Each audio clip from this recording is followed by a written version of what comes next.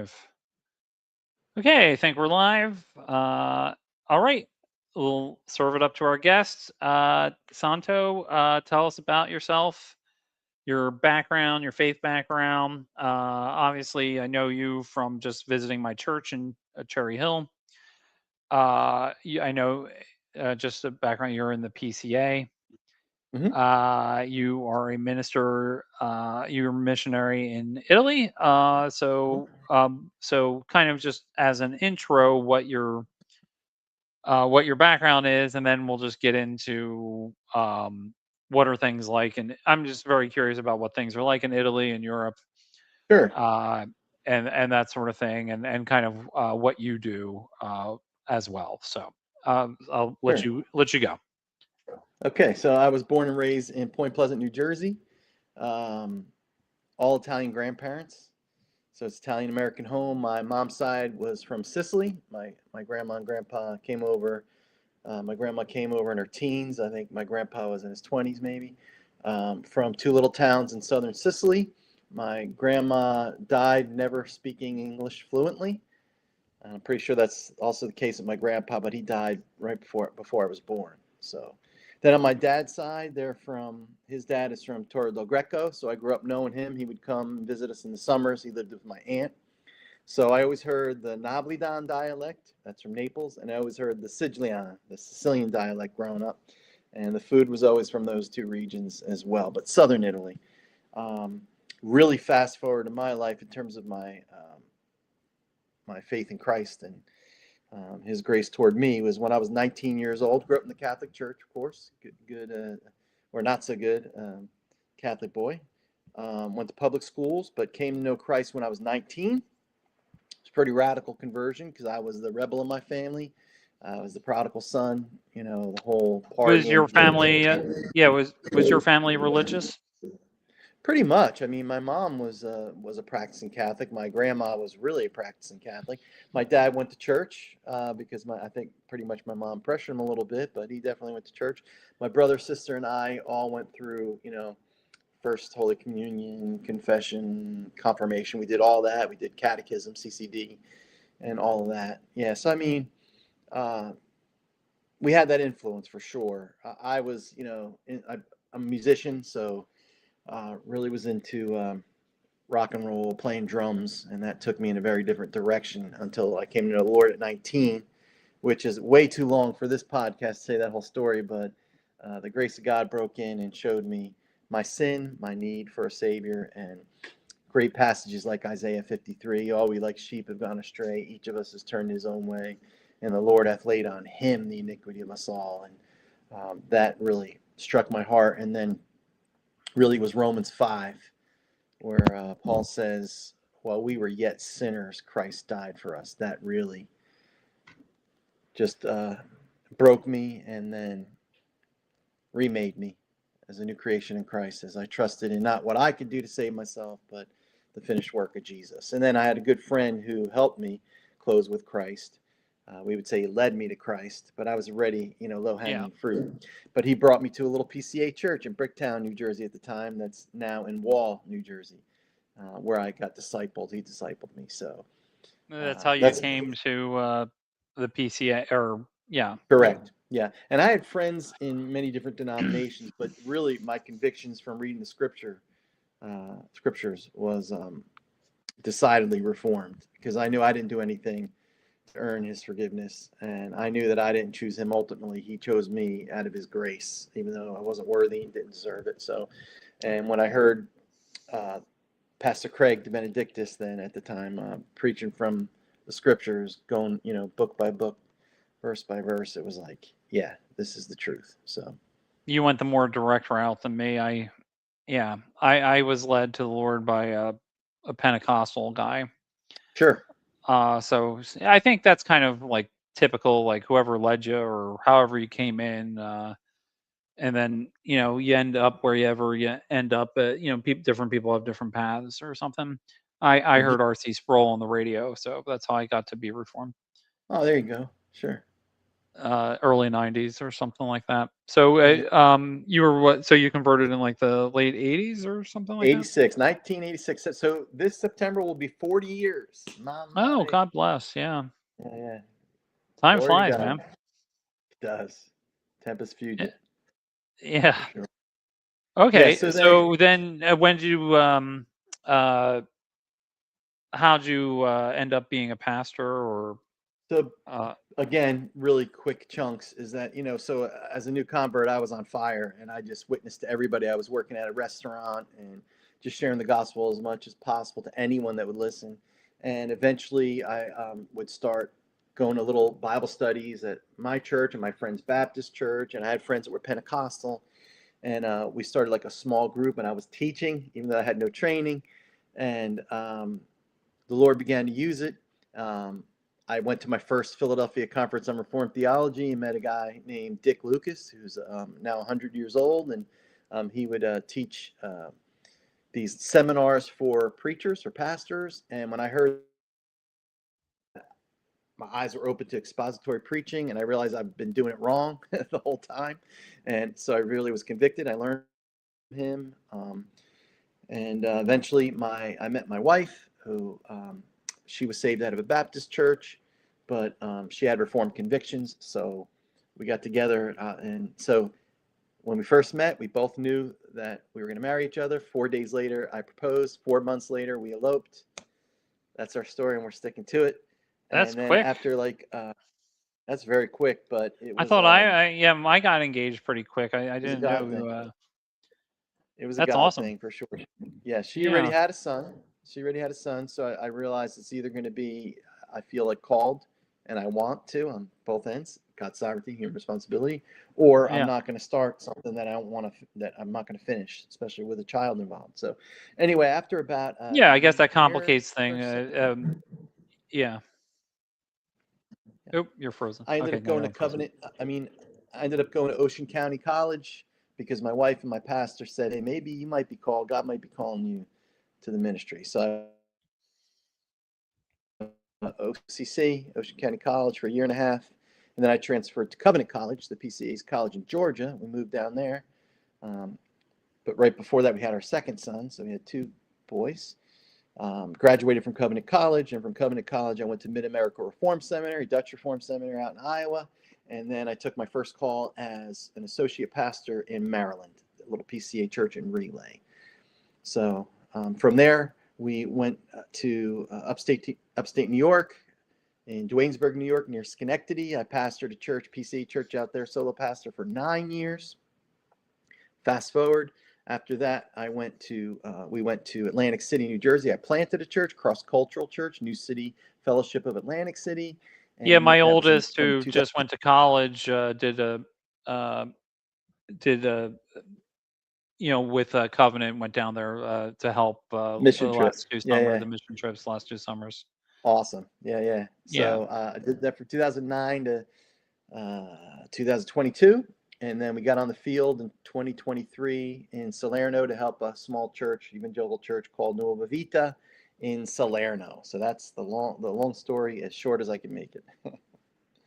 Okay. So, Yeah. So what was the impetus? I mean, besides like God calling, I mean, discerning God's right, call, like what right. was the impetus for going to Italy, or what opportunity did you see, or Well, why, or was it just something in your heart or something like that? it's both. My whole life, I felt that, I really felt a burden for Southern Italians, since that's my heritage, knowing that they really didn't have as much of an opportunity to hear the gospel of God's grace, right? Because they had the same background as me, which is works-oriented religion. So that was always a burden for me. But in 2013, I met my cousins, my great aunt, and I started visiting them in 2013. And then once I visited them once, every year for vacation, I would go to Italy and visit my cousins. And in 2019, there was an opportunity to go on a short-term mission trip to Sicily. Um, and really, that's You where said 2013. 2019, excuse me, 2019. Oh, 19. So you were 2000, pastoring in Atlantic. 2013 is when I met my family and started going to Italy every year.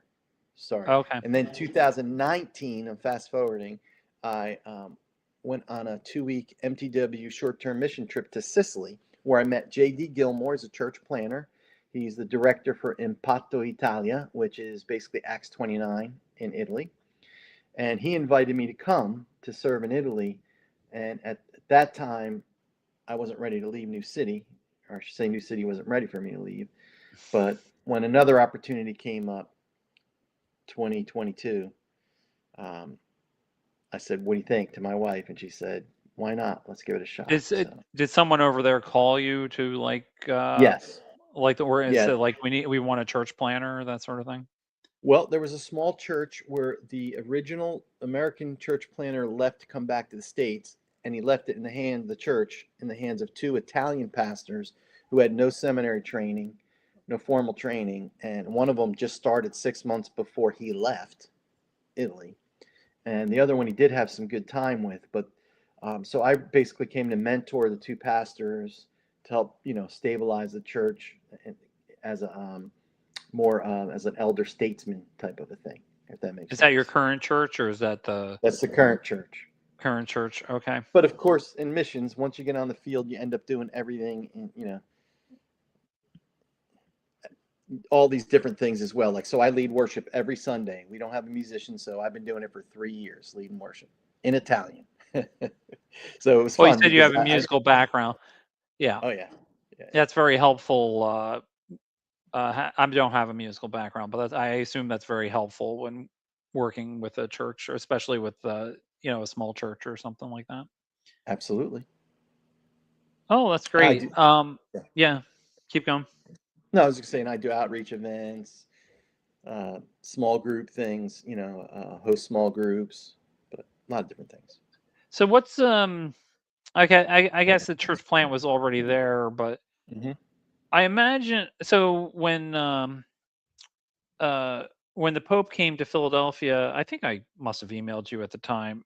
And Hmm. don't worry if you didn't do anything or don't remember. But I organized like an evangelistic outreach with the help of my friend who i- heads like a Jewish outreach. And I had training with Jews for Jesus, so I knew how to do some outreach stuff, right? Sure, Uh, sure. um, which was invaluable and stuff. So I did it like for um, we did an outreach to the World Meeting of Families in Philly, right? Okay, So I forgot where I was going with this, but it was it was good to kind of get that experience. But one of the church oh I know where I was going with this. So one of the churches that gave me a big help, there was a Sovereign Grace Church in the Pennsylvania suburbs, I think in Glen Mills or something like that. okay, And the way they do uh, church plants is like they get the church large enough, and then they're like, "Here's 20% of our church, and we're gonna plant it somewhere." So they sure. have a critical mass, which is good if you can do it. I mean, I'm not saying there's one right way or a wrong way, so but it seems like it's hard. Church planting is hard. Hard it's hard, and so I'm just curious, like just how you go about doing it from scratch. And not that you were there from scratch, but you must know. No, but I do know their story, and it wasn't that long ago. It was basically about the same time that I started the church in Atlantic City. This one was started, so and Yeah, I you do know started their Atlantic City too. You started the Did you start yeah. the Atlantic City church from scratch? I did, I did. Yes, God Yeah, did. so I know it might be different in different environments, but if you can just give us a like how does that go? Like how do you Yeah, even start? so Yeah. what I mean, it really is a God thing. I mean, like you say, there's so many different ways to plan a church in terms of different methods and how God works. It's really a neat thing to see the different stories that are out there for how churches started, of course. But in this case, the church planner, original church planner, came from Florida, I believe, um, to work on the campus on Salerno University. So I think he went with Cru, Campus Crusade for Christ, and they Yeah, were leading formerly people to Campus Christ. Crusade, yeah. Yeah. Right. Yeah. So they were bearing some fruit, leading some people to Christ, and they realized there wasn't really a healthy gospel centered church, evangelical church in Salerno, which is the main city of that region. So they thought, let's give it a shot, and that's what they did. They started with students, they started with a few other folks, and they began meeting. There was a person of peace, so to speak, who owned a bar, and I think they met in his bar for a while, his restaurant. Bar in, by the way, means like cafe. It doesn't necessarily mean what we think of as a bar in America, We're although Presbyterians. It's sometimes there is okay. alcohol involved. But Yeah, we'll let yeah, the yeah, no, Baptist. but just so you know what it I'm is. joking. I'm joking. I'm joking. Yeah, yeah, yeah, no, no.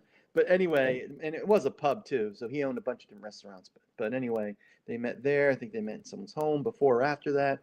But eventually, they ended up meeting in a where they still meet today, which is a little theater, a little piccolo, little Juilliard theater, and that's where we still meet to this day. But then you had some when other people would hear about this church, evangelical, whether it's through online or word of mouth. Some other folks came. So it really was, God bringing people in many ways. They had a number of missionary friends who also worked in Salerno and tried to, invite the people that they regularly met with, whether it was their hairdresser, the person who cut their hair, whether it was the bakery they went to every morning. They try to, build some relationships, and it grew that way a little bit. And then there was one gentleman and his extended family who were going to a little church that was, how do I put this? Not a healthy environment. So they heard about our church, Nueva Vita, and they went to that church. They ended up coming to our church. And the gentleman, one of the guys who was a part of that group, his name is Virgilio. He is in a little town that's called Altavilla, which is like 40 minutes from Salerno, a mountain town. And he has cousins and friends. And now there's a group that's growing from his town where eventually we want to do just what you were talking about the other church did. As both groups grow, the Salerno group and the Altavilla group that are meeting right now together, that group will peel off and become a church plant. But we really have to strengthen the mother church before we're ready to do that. So it's basically the same thing. So I'm there also as a support, as a help, hopefully give wisdom, hopefully put some boots on the ground as much as I can help. I'm not fluent in Italian yet, but I'm working on it. Obviously, the more fluent I get, the more helpful I'll be. But so basically, it really is an you're organic you're thing. like the reverse immigrant, right? Where Exactly. the broken English. Broken Italian. Well, I mean, I grew up outside Philly. Yeah. I'm actually in my aunt's apartment right now in New York. Cool. And I've been going up to New York. So like I've been exposed to the old New York guy who, or anywhere in the Northeast corridor. There's all, Sure. I don't know how many modern but when I was younger, there was a lot more Italian guys 100%. or old ladies or something like that who had the Yeah. broken English and stuff like Absolutely. that. There's Yeah. less and less of them as time goes on, Totally. because Totally. less Italian immigration. Yeah, but it's cool that you're kind of the reverse, Yeah, it's been the interesting, broken doing the Italian reverse guy. like you talk about. Yeah, Yeah. Yeah. yeah, It's been interesting. And it's also, I'm kind of experiencing what they experience, but in reverse, like you say. So it's very interesting. that's awesome. All right. So what's Italy like? I mean, not in terms of like, well, okay, I guess like all of Western Europe and even older parts of America, native parts of America, and all. I mean, I guess the world's going through a population uh, uh, crisis, I De- guess, or will Decline. be decline, which Yeah. I don't really want. That's not a healthy thing. Be fruitful and multiply is generally a good advice. Absolutely. Um, so I don't want to think about what that translates to 10 or 20 years from now. Probably wars and other stuff, that sort of thing. And that's part of the reason why I think AI is being pushed, is because they want us to be how do I boost productivity in a declining population environment? That's just my guess. But so I know Western Europe is worse than America. Yes. So So yeah, Italy's really bad. Italy's dying. So I think I'm trying to remember what the statistics were. I think it was at least 26%. It could have been higher. Are elderly over 65. That's pretty huge. 65% of the whole population. No, no, 26% of Italy are at least Oh, 20. 65 or over. Oh, 26%. Yeah. Yeah, what's that's high. Yeah, That's really high. And I mean, it's and we're really high. not having, and they're not having kids at a high percentage. So, you know, I guess that's a global trend, right? Like, so I even it, saw let me see if I can pull something up, but we'll keep talking while I'm pulling no, stuff no, up. good. But Yeah, no, yeah, so how does that like affect um uh so you're seeing the more advanced stages of it than we are in America, and probably also because we have exactly. more immigration than Italy does. Eh, Uh Yeah, and I and mean that's affecting us too. We do have immigration, so we do have different nations. So like in our little church, we have folks from Argentina, from Brazil, from uh, oh, I'm forgetting the other places. I'm sorry, South Africa, Senegal, a few other places that I'll remember in a minute, but hopefully. But yeah, we have a number of different immigrants as well.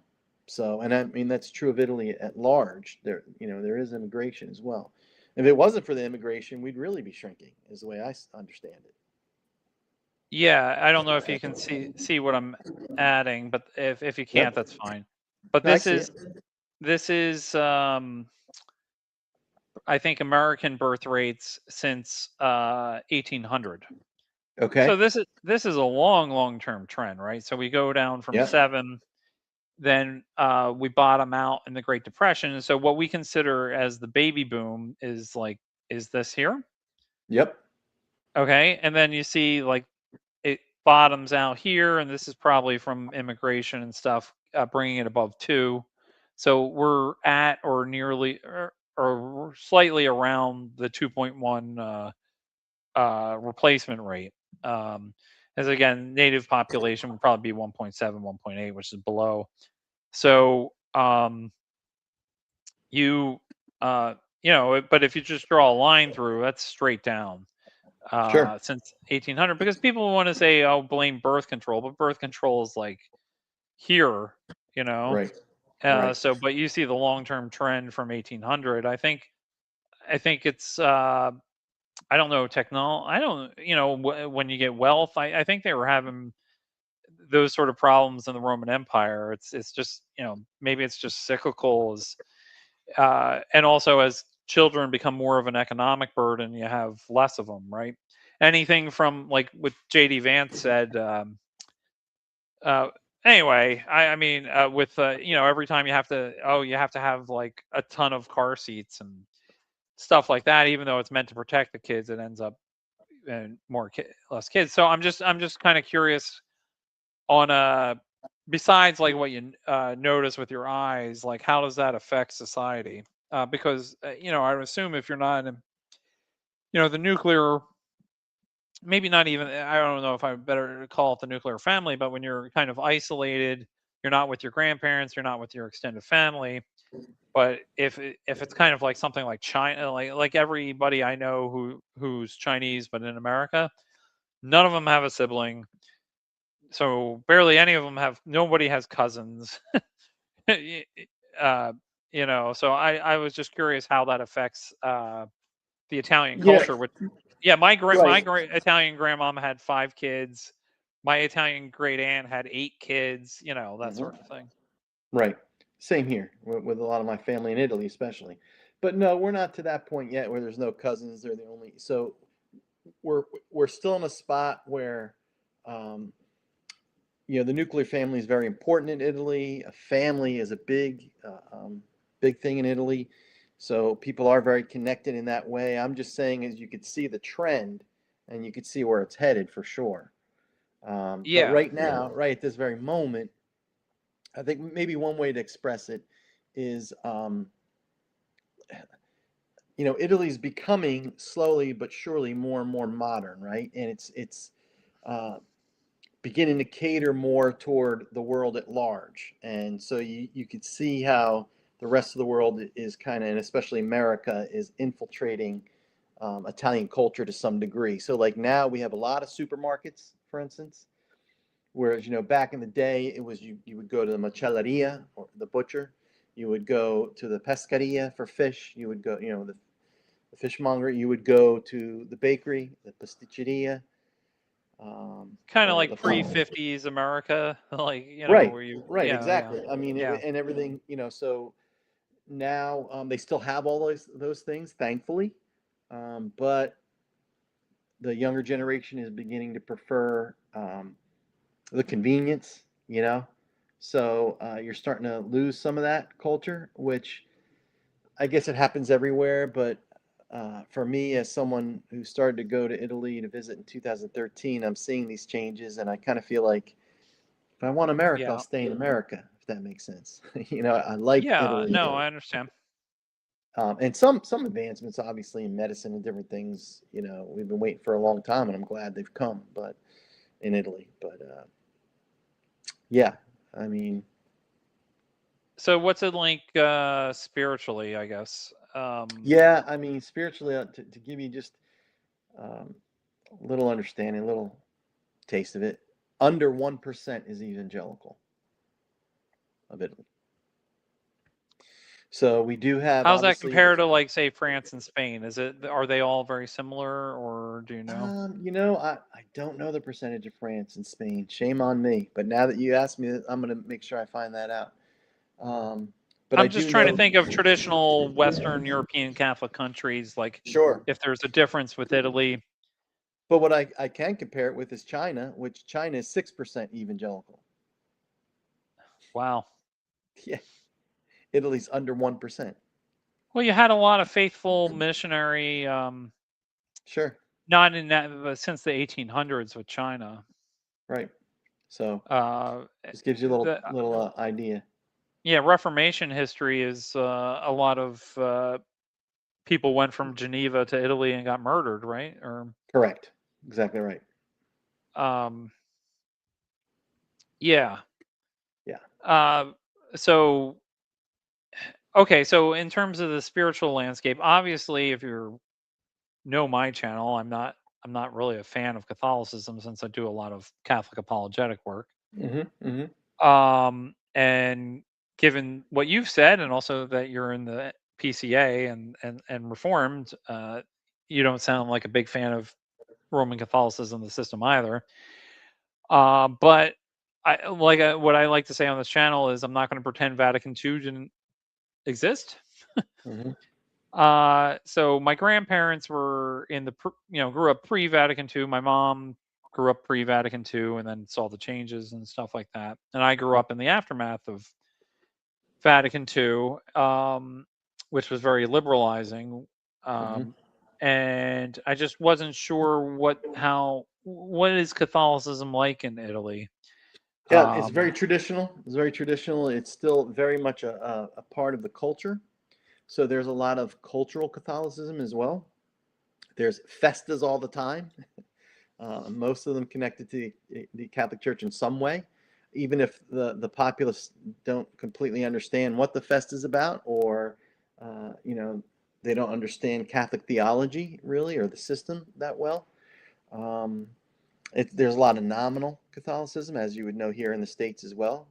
yeah. Um, so it's really only the older folks who are still kind of religious.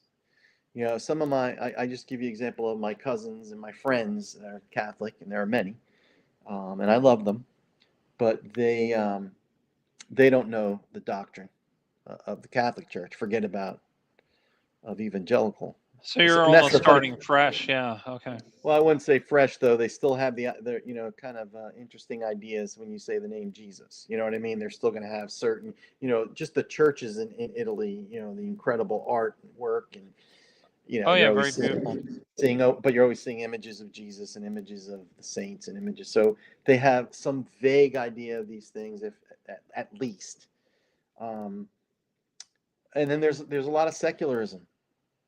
There's a lot of skepticism, right? Because if you see Yeah. certain abuses in the Catholic Church or certain aspects of the church that Do they uh, have their did they have the same sort of scandals as like Ireland and America? Like, do they have like sex abuse scandals?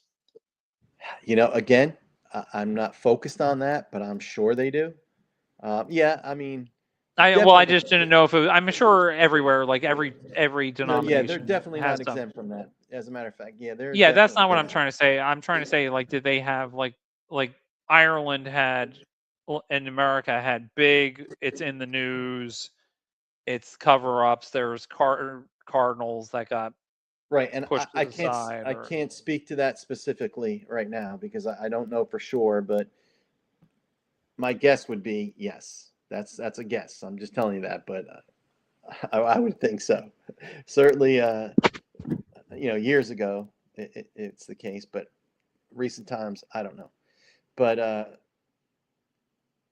let's just say there are folks that um, in rejecting the church come very close to rejecting Jesus, if not rejecting Jesus, of course, just like in the States.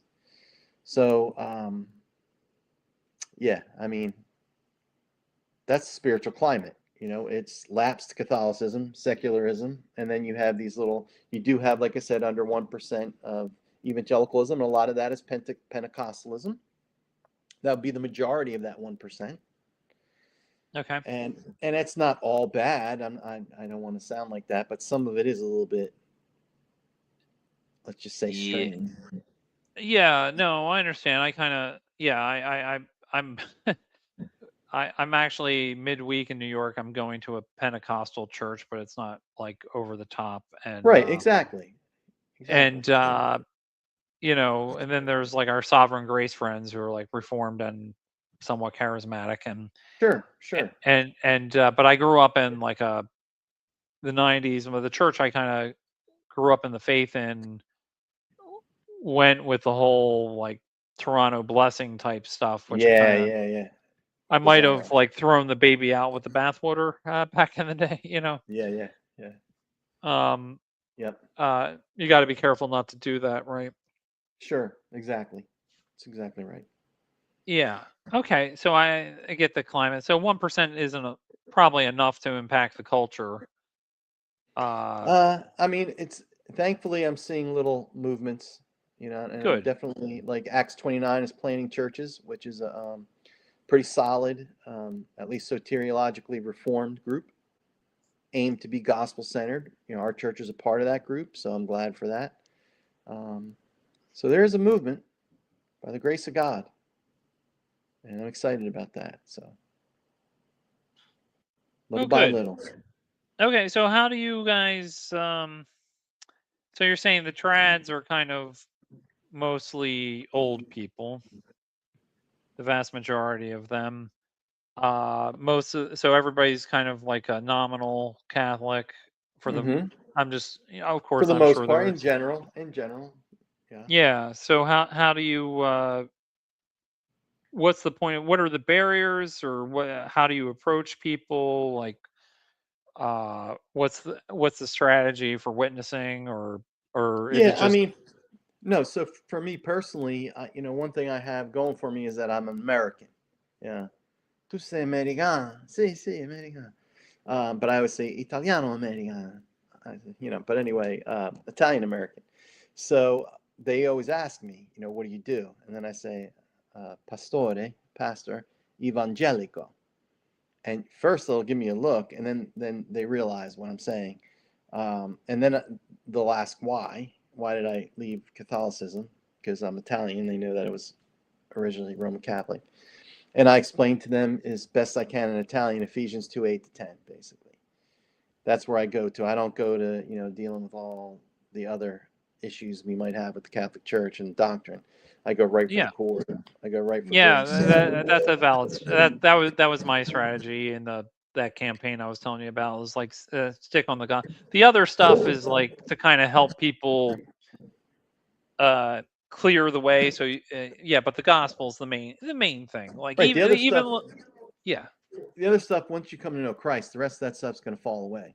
I mean, because you're going to read the Bible and you're going to see for yourself. At least I've seen that time and time again. Yeah, You know. I discussed. Yes, that was. I was nominal Catholic when Sure. but like so I discussed the Mary stuff. Like you should go on my channel and just search up stuff on Fatima and stuff like that. You'll find some Sure. interesting discussions and some other stuff. Sure. But like I do that more to reach like kind of the trad people. And also kind of to help people because there's a lot of people who get attracted to Catholicism and that sort of thing. Sure. Sure. But for all, if what I would say is like I don't think anyone's going to hell uh, due to their Marian stuff for the most part. I'm just well, let me say this. It's like obviously it's I'm not in agreement with it, and I think it's very bad. Like some of that stuff is very bad, but I think could there conceivably be a genuine Christian who like is messed up on that? Sure, but but I want to major on the like I don't want to argue about Mary, uh, Exactly. Exactly. unless it's to kind of help people see like okay, Sure. uh, kind of wedge them away from the church that doesn't teach the gospel or Sure, denies the gospel. exactly. I mean, obviously, if it comes up in a relational situation and they want to talk about it, I'm fine with that. But I'm not leading with that. That's not something that I want to spend. If I only have a brief amount of time to talk to people about Jesus and His Word, I want to focus on His work, right? His death, His resurrection, and the Right. fact that we're saved by grace alone, through faith alone, in Christ alone, and talk about that's why Jesus died, because we couldn't save ourselves. If we could save ourselves, He wouldn't have given Himself up for us on the cross. But yeah, so usually that's what I do. I focus on that, and a lot of times I will have folks who will say, "I agree with that. That's what I believe." But I want to get them past that to where they actually receive Christ, right? So um, that's Yeah. I hope as I get more fluent, I'll be able to kind of press it more, explain it more, and invite them. But me What do you personally, what do you think they mean when they say they agree with that if they're not Christian, or do you think they're just like well, I think what if they're saying, I know what they're yeah, saying. They're saying they agree that the Catholic Church is wrong on that, and they agree more that what I'm saying, which is Protestant, okay. right? They're saying, yeah, I believe that too. But that's, again, it's only intellectual until you actually repent and believe the good news, right? Yeah, I've always found like I think in terms of just doing evangelism, like the standard like Ray Comfort law gospel paradigm Mm-hmm. where you lead, you know, when you're doing the law brings conviction, Right. and genuine repentance, which leads, Mm-hmm. and genuine faith. Sure. So plight solutions sort of thing. So if you just say God loves you and has a wonderful plan for your life, Right. Right. Right. uh, that's going to attract a lot of more false converts than say, Sure. Of course. you've offended a holy God and you need to be made Exactly. right with him. Yeah, That's right. right. No, that's right. That's And right. then the people who do convert will be uh, the people who do convert will be more on fire, hopefully. Absolutely. Absolutely. Yeah. Yeah, and Yeah. so Okay. that's, I mean, and in Italy, I'm sure we're not the only culture in the universe that's like this, but we're very relational. Everything is about relationships. Everything is about, everything. We have a meal at all our Bible studies. We eat together. We break bread, and we laugh together. We even cry together. So that's a big part of even our evangelism. It's come sup with me, have a relationship with me, and then we share the good news both, obviously in word, but really in deed too, as we befriend folks, walk through life with them, and they get to see our lifestyle too, right? Yeah. So it's not just the collar them and give them a track, which again, I don't criticize that, even, to be honest with you, because That's anywhere more you like get a seed you're planting. exactly, Yeah. Yeah. Yeah. and to me, like you were saying earlier, I believe it doesn't matter what method you use as long as it's a biblical method. Everybody has different ways as long as we're getting the gospel out. I remember, that old story with Moody, right, where the lady goes, I don't really like your method of evangelism," and he goes, "Yeah, I don't really like it either. What's yours?" And she goes, "Oh, I don't have one." He goes, "Well, then I like mine better."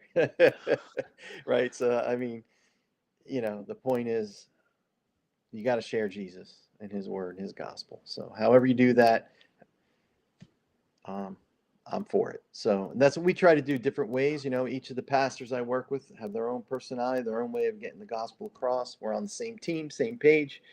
Um, God bless. Yeah, yeah. nice. Yeah. So. Um, any large since we mainly do Catholic and Jewish and paranormal stuff on this channel, besides also uh, multi-language scripture ASMR Sure. videos. So it's a hodgepodge. So maybe I should have created some Italian ones for you, uh, but I haven't yet.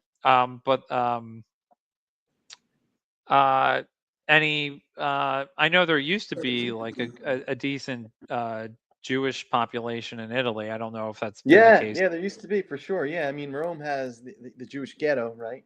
My wife, when she visits Rome, she loves that area. It's one of her favorites. But yeah, and even in I believe in Sicily, there's I think I even have in my DNA like 1% Sephardic Jew. I mean, so Um, I do too. I think the family legend, okay, for me is because of I guess because the family name was like Sephardic Jewish or something, okay, or sounded that way. So who knows for sure? I'd have to take a DNA test to know for sure, right, which I haven't. Um, but w- was that like some Spanish Catholics or maybe Spanish Jews or something who were at least of Jewish heritage or something, if they weren't religiously Jewish, fled to Italy during the Inquisition. yeah, That's could the have been that anything, right? I mean, that's because that's the one family percent legend, is but I have no idea. 1% is very tiny. But the thing with Sicily, it was conquered by so many different countries that we're a very mixed race in that sense. Oh, I So read a phenomenal article a year ago saying like everybody's related to Muhammad because they were wow, just saying like if your bloodline doesn't run out, if you get enough generations removed, like everything because of population movements, even in uh, you know pre-modern times, there's going to be enough movement. Uh, so they said, like statistically speaking, everybody's related to Muhammad. Like everybody with Western European blood is related to Charlemagne. mm, Uh, uh, I had a friend's it's like, oh, my wife's related to Charlemagne. And I sent him an article later, like we're all related to Charlemagne, but okay. I guess it helps having 20 concubines or whatever Charlemagne had. yeah, But yeah. But anyway, that's yeah, a divergent. yes. Uh, yeah, okay. So the Jewish communities centered mainly in Rome. Do you have any other like besides the secularists and lapsed Catholics and stuff like that? Do you have any other religious minorities in your Oh area? yeah, I Or mean, we have Jehovah's Witness there. oh, really? Okay. Yeah, I They made mean, it all the way out to southern Italy. oh yeah, oh yeah, Now you said you had a heart for southern Italians. I had in high school. I had a friend, a foreign exchange student friend from I think Corsica or something. What he basically told me was that other sections of Italy look down on southern Italy, and they hate how like basically the southern Italian trash went to. I don't think he didn't use that phrase. So I'm southern Italian, part southern Italian trash. So um, went to America and basically made a bad name of everybody with the mafia, that sort of thing. wow, Uh, uh, and this was in the early '90s or whatever. sure, But people don't immigrate because they're doing well. right, sure, You know what I mean? If you're, except for maybe the the aristocracy in Virginia or something like that in the 1700s, 1600s or something. Most people aren't coming from well-to-do backgrounds. Right. So I just wasn't sure how the South fits in with the rest of Italy. Yeah, I mean it Are, is are a you are you essentially in the equivalent of Alabama of Italy? Like every section, like Galilee, you can see this in the New Testament with Galilee, right? Where like it's almost like everybody has their rednecks or something like that. yeah, I mean compared to the north for sure. I mean, we're south of Naples and Naples is considered, pretty deep south.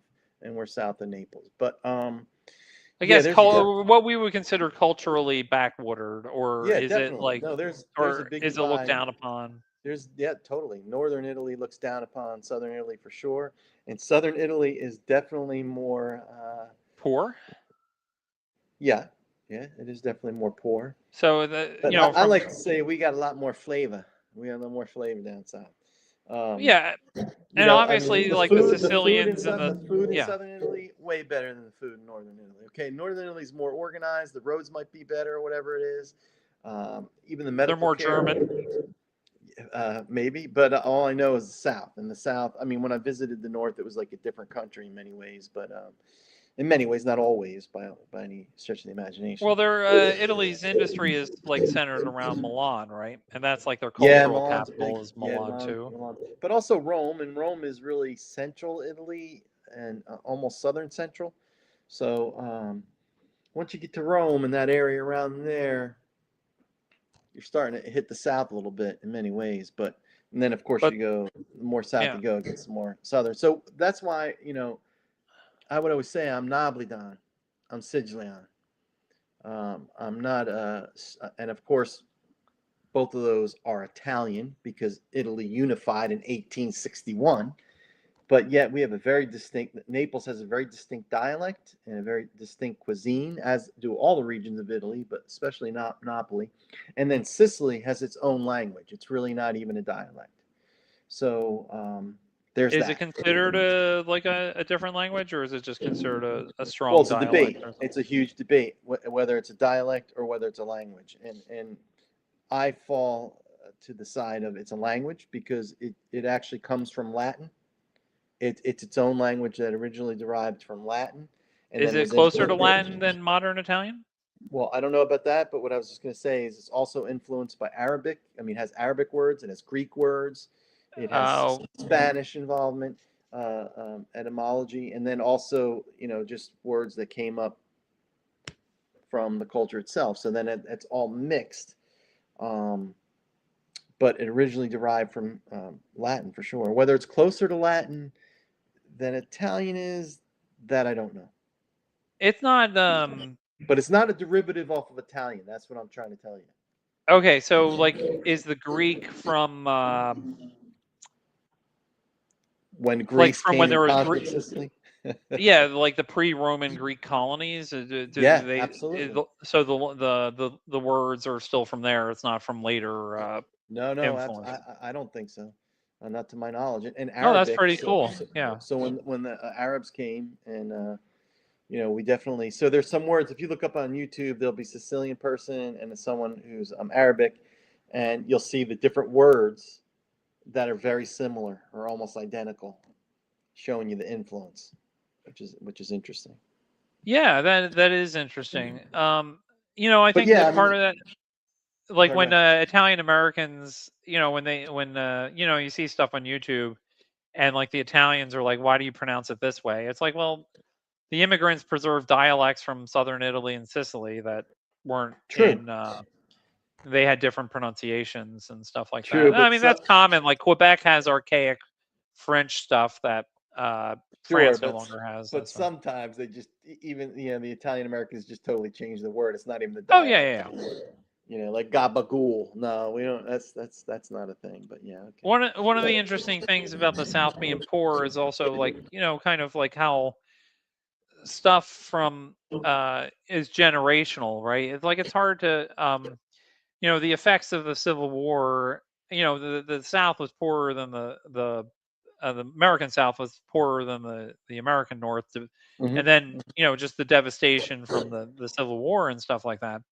Sure. That took generations and it's still not completely overcome, but it's only in the last 30, 40 years where you see more of a renaissance in a lot of southern areas and stuff. Sure. So imagine, like, so if my grandparents came over from dirt poor Italy in the 1920s, uh, or my great grandparents and my grandmom and stuff, then you, yeah, you would imagine it's still like, even if they're going up together, they're still like behind or something like that. Sure. Yeah, so Sure. that would make sense. But I mean, definitely, even Italians will say this, or at least my Southern Italian friends, the South is warmer. The people are warmer, the more outgoing than the North. The North tends to be, the more north you go, it's kind of more like we always say, like German, like you're hitting an area where those people are a little more stoic or a little More more. Presbyterian. Yeah, exactly. Yeah, maybe you would Exactly. have more success planting a church in the north than. I don't know, but I'm joking with culturally, you. I'm a Southern Italian, so that's not going to change. I Yeah, I'm love the just South. I joking with love you. Southern. Yeah. Well, that's what I say when I think people when they say that Presbyterians are cold, or I was talking to an Italian lady, uh, uh, and we got on a topic or whatever, and last week, and she was asking why, like, her Presbyterian husband, who I'm assuming is Peace USA, is so like cold. I was like, I don't think it has anything to do with religion. A lot of times, I think it has to do with cultural background. Oh, totally, totally. Like Scott, like, so I come from, like, my personality is more from my Italian side, but like, and one thing I noticed, and I think coming to a PCA church, is that I maybe you a lot of times, like, businesses take on uh the personality of their founder.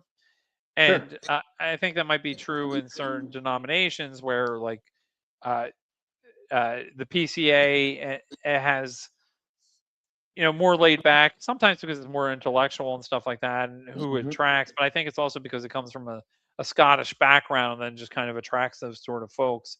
And it's Sure. not, I don't think it's like theological based. So if you filled up a Reformed church with a bunch of Southern Italians, I'm sure it'd be like, it wouldn't have that reputation of being the chosen frozen or something like that. That would be my That's for guess. sure.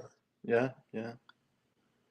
Yeah. We confuse, obviously religion feeds into culture, but it's a feedback loop. So it's a little of both. You never know what the Scots would have been like without, like, Christianity. So, Right. Right. or I guess you would. They would have faces painted and be killing a lot of people and stuff like that. Uh, but yeah, no, that's cool. Um, uh, Yeah, so okay, so we went over the South North population, that other stuff. I'm running out of things to ask you, so I don't want to take too much of your time, but Oh, that's okay. I was glad to do it. is there Nice. anything like you want to share, like that, uh like what you want us to know about, uh how we could pray for you, but like, just in general, like uh what are the needs in Italy, spiritually, otherwise? What do you see on the horizon for the future of Italy, like near term and stuff like that? What are people concerned about in the nation? Just more general things, so we can be praying for Italy, Well, like I said, in praying the for your South, work. in the South, we have people moving north for work because it's hard to find work in the South. We have people moving out of country to find work, so that's obviously a big concern. Yeah, Uh, Another concern is just getting the gospel out as much as possible. Just pray for the evangelization of the country, both South and North. I'm talking as a Southern Italian, but we have thankfully a number of works in the North, and I have good friends that are serving up North as well. And you know they need Jesus too. The South needs Jesus. We all need Jesus. So be praying for the country for revival. Uh, you know, gospel preaching and believing. And also for us personally, as we deal with our church growing by the grace of God, but we had that one little church plant. Pray for Pastor Virgilio because he is going to be going to seminary for the first time formally in September. Who So who's that? Virgilio, one of our pastors, the one who's in Oh, Altavilla, he's that's going to a seminary. mountain town. He's gonna be going to a seminary, a Roman seminary that's evangelical. Oh, good. Um, so that's really good on that. But while he's still pastoring, so pray for him, pray for his family, and What's also the for our. commute like? Oh, he doesn't go all the way to Rome. There's like a little cohort in Caserta, which is like an hour and a half from his house. So he's only going to go, I think, a couple times a week there with a bunch of other brothers, and so have that little Oh, for cohort you there, and then do some stuff. for Europeans, an hour commute must be like For him, me. it's nothing. For he's used to He's driving. used So to it. Oh, yeah, that's good. I guess I forgot a question. So what it's like, I guess being so close to the Vatican in a nominally Catholic country, like yeah, what's the dynamic like? I guess with an established it's a state religion, right? So yeah. So that's or number one. Number two, I'm not really close to the Vatican in the sense of it's in Rome. Rome is a 3.5 hour drive from Salerno, and even you must further have a from the. cardinal nearby or something. I guess I don't even know. Doesn't affect me like my everyday life. Yeah, maybe that'd be more of a question for someone who's in Rome then. Yeah, I mean, it really. Other than the cultural aspects of how the church, being the Catholic Church affects the general culture, like I said, through the festas and local churches and things like that, my friends and neighbors. That's the water you're swimming in, and I knew that going in. Of course, that's just the water you're swimming in. But at this point in history, I haven't noticed any severe limitations. Maybe back in the day, I think it was tougher to be Protestant in Italy. I think now it's opening up a little bit. Um, there's still certain things, like for instance, as a Protestant, I can't marry someone legally. They have to get married first at the comune, at the town hall, and then I can do a ceremony. But I don't have the authority in Italy um, civically to marry Can a someone. Catholic priest can they skip the town hall? Yep, Okay. yep, that's what I'm saying. So there are things like that that still happen. Um, but You froze a little. Let's unfreeze you. it would you'd be you could even be. That's okay. I don't know if my internet's Oh, getting a little you're good squirrely. now. You're good now. All right. Okay. You say stuff like that But still anyway, happen. Yeah. yeah, no, but I mean, thankfully, it's been in my experience, we do have open door to share the gospel with people. Do you have to deconvert anybody, like the nominal Catholics, or to kind of make them realize they're not a Christian, or are they secular enough where they realize they're not a Christian? Yeah, I mean that's a person to person thing. That's a case by case thing, right?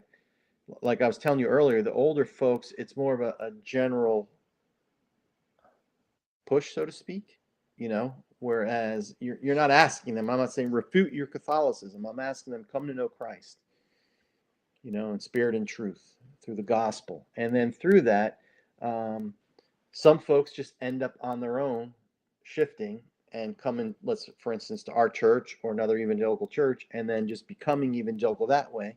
Yeah, that was my Um, experience. Yeah, I yeah, just yeah. came to Christ, and then I was like, this is not meshing. Yeah. Right, exactly. There's that. And then there's younger folks, like you're saying, right, they're probably secular anyway. Um, so the younger generation realize it's more of a um, really dramatic conversion, right? Like me too when I was younger. But Yeah. Okay. yeah, so Do they, but does, yeah. Sorry. Go. okay. No, I was gonna say No. I have Go. no problem. I have no problem, discussing the theology, and I've done it my whole life. Where I remember when I first got saved, I cut my teeth on discussing it with my mom because my mom and I we would she was a fiery Sicilian lady, and we would go at it. Yeah. But that was really helpful to me, right? So I mean, as I grew in grace, I learned to be a little more tactful and loving and show things through my actions and not just keep preaching at her. But I did Yeah. learn a lot. I did learn a lot from doing that, not just with her, but with extended family as well. So that helped me with dealing with others. who have the same background as us, you know. So, Okay. and in Italy for me, again, it's, you know, like if I was going to a different country as a missionary and it was mainly Hindu and I had to learn that culture and, you know, that religion and what makes them tick, that would be a you know, heavy lifting really. But this case, I was one. Yeah. This was the I was the fish in the water. I didn't even know that the water was, you know, there in a sense. It was always just there. So if that makes Besides sense. the yeah, besides the economics, does Southern Italy have like other problems like we see in America that comes with like economic problems? Like, do they have Well, like yeah, we have a drug? problem with, you know, illegal immigration, with folks who are, you know, in distress from other countries, and they just come and flood the country, and we've been They dealing go with by that. boat, like because you're like the first Yep, access and point. we've tried to deal with that. We've been dealing with that. Um, That put pressure on jobs for the natives, or Not so much. You know, it's the same thing in America, right? We'll say, "Oh, the immigrants are taking our jobs," but you know, we're not really digging ditches. You know what I'm saying? We don't want those jobs. We don't want to go yeah. and be the migrants who are picking the fruit for really low pay. We don't want to do that. We don't want to be the farm hand that has to get up the wee hours of the morning, you know, making hardly any amount of money. You know, so I that's not a fair thing to say. I don't see that happening. Is there like, well, I was thinking more along the lines of like things of despair, like drug use, suicide, that sort of thing. Or is that not as, or is that just more in America than Well, I mean, no, than it's than there. It's there. It's certainly there. We have it all. We have all those things, you know. We have, like when I drive down this a particular road, there's prostitutes, and normally they're, from what I could see, it's only from just a quick glance, they're immigrants, you know. Gotcha. Yeah, so But I was just thinking in terms of like in America, like if you get a deindustrialized Detroit or South or something, you start at Appalachia, you would get like a lot of problems that we associate as in America with that, but I'm not sure. I would, with the I'm different not sure. cultural I'm dynamic. not sure if that translates exactly. But like I No, said, I didn't. we I have think drug it wouldn't problems. be We totally, have but I was drug just curious. problems. We have prostitution problems. We have, People are excuse me. sinners everywhere, right? Yeah. So That's right. That's exactly right. I mean, so one of the things I did want to mention is, you know, I've served in a cross-cultural context for many, many, many years. I planted a cross-cultural church, and one of the things that white folks often do is they minimize differences, right, in cultures, and that can be very disrespectful, and it can also show a lack of understanding when all you ever do is try to minimize differences. You know, the whole idea of God doesn't see color. Of course, God sees color. He made color. He made the whole rainbow. He delights in the differences, the diversity.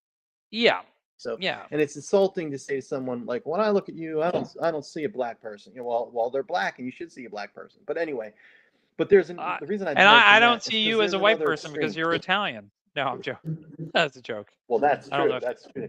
if But like at the least 100 pendulum years ago swings, in right? this country. Yeah, yeah, The pendulum totally swings, and the other side is you don't want to minimize the commonalities. We do have a lot of commonalities as being part of the human race, made in the image of God and now fallen. So no matter what culture you're in, there's still certain similarities, right, that we share as sinners, and then once we come to know Christ as saints. So there are things that, you know, what is it?